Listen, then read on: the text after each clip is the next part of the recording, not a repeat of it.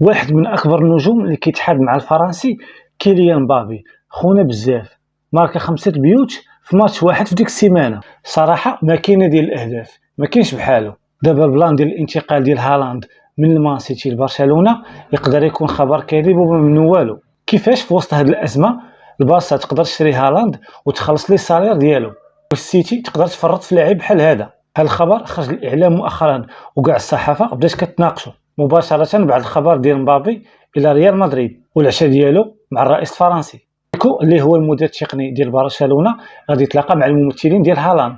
هاد الخبر اللي ما عطلاتش الصحافه وغادي يصوروهم في البلاصه، تم تسريب ديال الفيديوهات الاعلام في غيربطوا الحدث، وغادي يقولوا بانهم كيناقشوا الصفقه ديال هالاند، لان البارسا ما يمكنش يشوفوا ان الريال كتعاقد مع مبابي وهما يبقاو جالسين، لان غوارديولا كيعشق البارسا، والمان سيتي وبرشلونه عندهم علاقه جيده جدا. وخير دليل على هذا هو الصفقه الاخيره ديال كان وديال كانسيلو. لكن هادشي كامل اللي قالت الصحافه ما منو والو، لان اشهر صحفي اللي هو رومان ما دوش على القضيه وما قال والو، وحتى الصحافه ما كتعطيش شي دلائل.